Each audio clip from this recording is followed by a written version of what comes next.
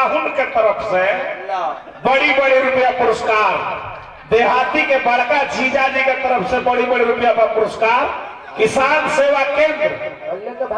Manager साहब petrol pump के हमारा दीपक यादव जी देहाती के लोग की क्या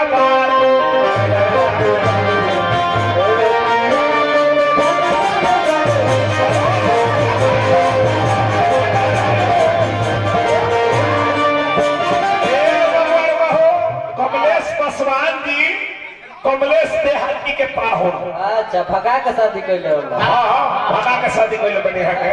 क्या कमलेश भेट नाम वो भगा के नाम पड़ गो। अच्छा कमलेश आए जे बा। हां आई जे ओकर बड़ी बड़ी रुपए दे बने पुरस्कार हई देखत ने लोग की क्या बात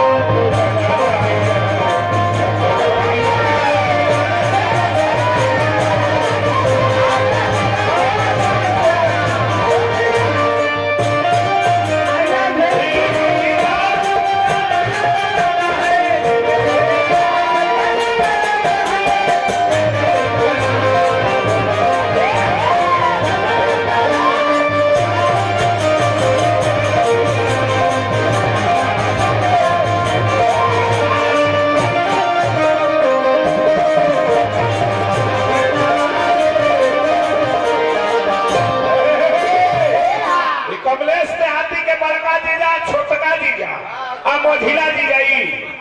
अब मझिला जी जा कोई को बना दी जावे दादा कोई बुझ जा बात।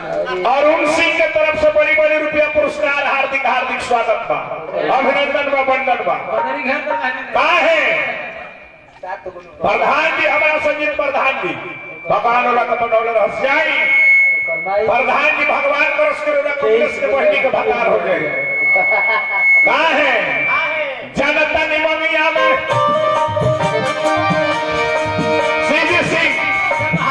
ममिया में सेमुरा राजा का खरौनी जब हमारा पौड़ी जनता ने देखा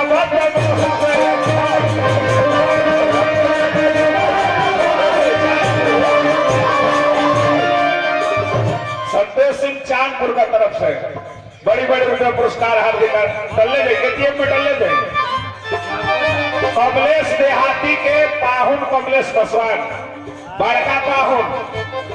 आ संजीत प्रधान जी छोटका पाहुन आ दीपक जी मझिला पाहुन केने बनी दीपक जी मझिला पाहुन बड़ी बड़ी भगवान को उसकी भर अजीत जी भर के पाहुने हो जाए। अजीत जी बड़का फूफा बड़ी बड़ी रुपया के बने पुरस्कार, हार्दिक हार्दिक स्वागत पा ले लो, हार्दिक हार्दिक स्वागत पा आ है ना बाप रे बाप बापा